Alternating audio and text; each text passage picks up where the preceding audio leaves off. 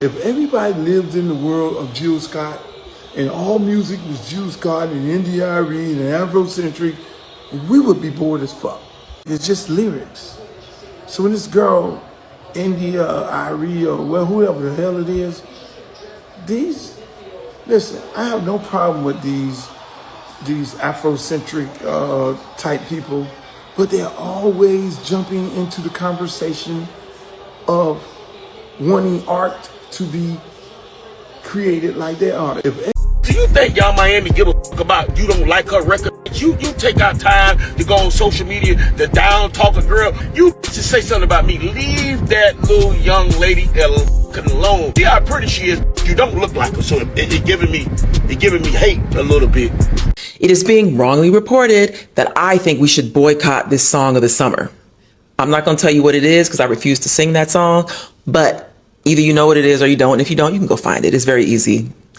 But I don't think we should boycott. What I want is to see people understand the power of words and music and to make choices that are healthy for them. That's what I want. Do I think it matters what I want for people? No. I have finally learned that it doesn't matter and that there's no amount of sacrificing my life force energy that is going to make anybody want anything better for them. Have you been keeping up with India.Arie's situation? Yes, of course. All right. So for those of you who don't know, all right. So Young Miami has what's been nicknamed the Schemer song out called Spin That. All right. And you know, there she go. There she go. That's the song. And you know what's crazy? It's like, okay, so all the old heads in every generation, they come out, somebody says something about the new generation, they always get attacked. It don't matter if it was the 90s when gangster rap was going, the 80s when rap started, when people didn't understand the disco era being dead and R&B, the sound was changing, when rock music was coming in, you know, it was calling it devil music. It's like every generation before has something to say.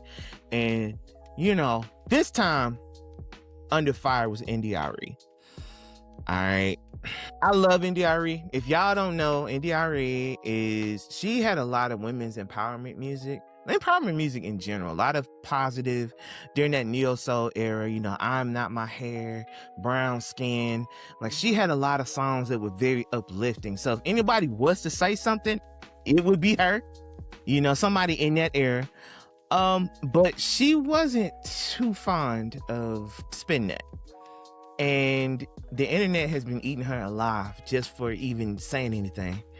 And I mean, how do you feel about, you know, her kind of, she doubled down on it and said she's not saying to boycott, because people putting words in her mouth saying that she was saying to boycott the song. She wasn't saying it. All right. But she just doesn't accept that it's like a mass acceptance of the song. She doesn't understand why the song is a phenomenon with the message that it has in this day and age for women and for men. So, and she says it's a larger issue in the culture because of that.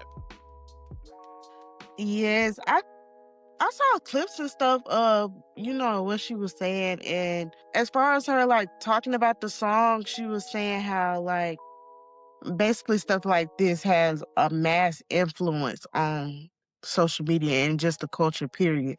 Just kind of referring back to what you're saying, I just think it's an era and a time and a place for every music genre. You know what I'm saying? Right now, it's that scheming, you know, scheming type of music or whatever, or, you know, that's what the people want to hear. That's what's selling right now.